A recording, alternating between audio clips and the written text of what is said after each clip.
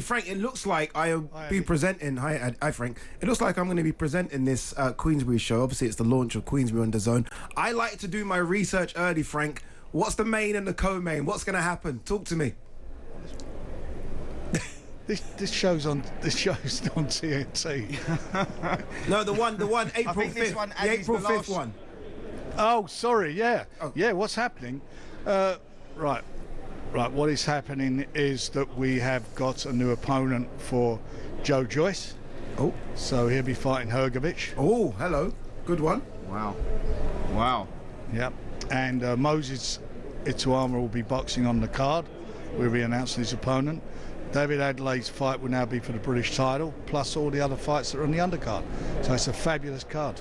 Is Richard Riakporhe still potentially staying on the card? Obviously, Okoli being pulled out of injury.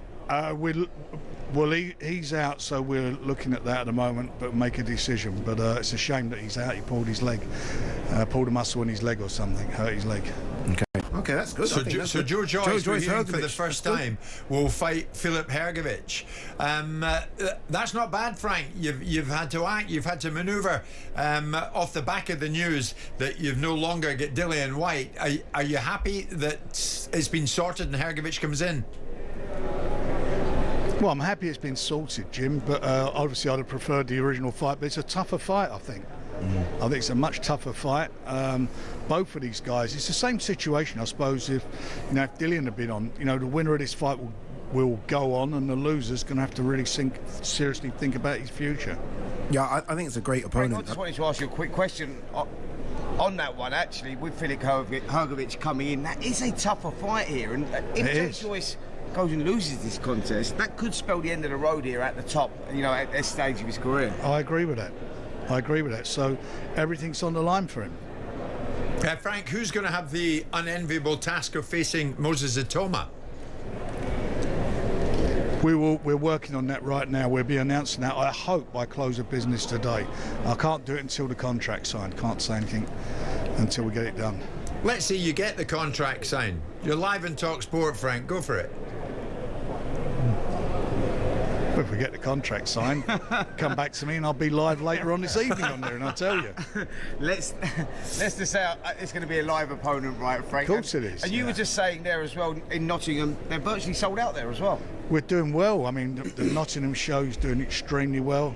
We're going to announce probably another 4 shows within the next week, which are around the country, and fabulous shows involving a lot of the fighters that we have on our books. All right, Frank, let's get to the weekend's action. Obviously, Nick Ball's been one of your best fighters, I think, in the last few years. So active. And if it wasn't for your other fighter, Daniel Dubois, I think he would have won the best boxer at the British Boxing Board of Control Awards recently. In front of him, TJ Dohoney. Has there been any conversation whatsoever that if he gets past this, he could be in the conversation for an Inoue fight? Yeah, we've had conversations about it, but it won't happen until the end of the year if it does. And he's got to get through, as you just said, a fight on Saturday, which fingers crossed he will. And then after that, I'll expect him to come out again, have another fight before the end of the year, and then we hopefully can get the Inoue fight on, which is a fight I really do fancy him in. Yeah, Frank, I wanted to ask you about the rest of the card here as well. It's not just a great fight at the top of the bill there with Nick Ball and Dohoney. That is a brilliant fight. But we've got like Andrew Kane. People may not know this kid, but fight. anyone that don't know him, this kid is a wrecking machine as well. Very heavy-handed. He goes in against Charlie Edwards, who will start the favourite. But anyone that knows boxing might say Andrew Kane could be the victor there.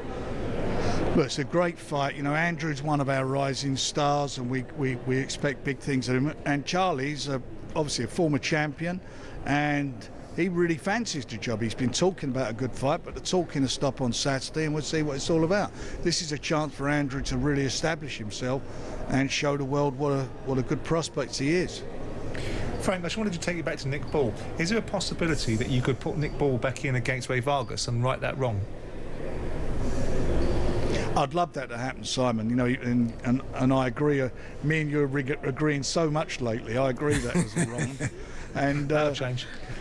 It's it was, of course it will. But it was. I think it was that was a bad night for him. That he should be a unified champion. But look, he's risen above it. He gets on with it.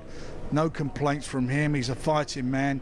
And I think, you know, the observation Adi made is quite right. I think it was a toss-up out of him and Daniel, who are the best of British at the moment. And it could have easily gone the other way to Nick. He's a tremendous fighter. Okay, Frank, well, listen, thank you so much for giving us that news this lunchtime. And you heard Frank Warren there in conversation with Spencer Oliver. We now know that Okoli Riakporhe will not be fighting on April the 5th. Joe Joyce was going to be fighting Dillian Whyte, but Whyte pulled out, and in comes Filip Hrgovic. You having that, Adi, are you? Yeah, You're having that, Simon. I think I was one to say it to Frank when the Whyte fight got stopped. I was the first one to say to him, "What about Hrgovic?" And Frank was like, "That's a good fight," which means they were already thinking along those lines anyway. Hrgovic obviously was at one point telling everyone he was going to school Daniel Dubois, and was the mandatory for the IBF. Dubois deals with him, wins the world title, even though it wasn't a world title fight. It legitimately probably was because of the nature of this construction. But Hrgovic, and I mean, two big fellas. I mean, Zhang was unlucky to have lost to Hrgovic, and most people think Zhang won that fight. You got two big fellas. I mean, Joe Joyce is, with all respect to Joe, as nice as he is, he's in Last Chance Saloon. The way that his career has gone from knocking out Joseph Parker, and we now know that Joseph wasn't as fit as he could have been in that fight, to dealing with Daniel Dubois, to the losses against Zhang, to the losses against Derek Chisora, have put Joe at a pathway to potentially nowhere. Yeah, at his age as well, 100% Last Chance Saloon, and this is a tough fight for him. Let's not forget as well, in Hrgovic's loss to Daniel Dubois, he didn't get stopped. It was stopped on cuts. He was getting bashed up towards the last couple of rounds, but he took everything Daniel Dubois could throw at him, and he didn't go down. And you look at what Daniel Dubois has done to recent opponents. Hrgovic is still very live. True. He's taken a long time out. He would have worked on a few things. He's healed the body, and he knows as well. He wins. He's back in the picture. Exactly. So I think it's a really good main Joyce's event. engine is the big part of this, isn't it? On AM, on DAB, via the talkSPORT app, and on your smart speaker.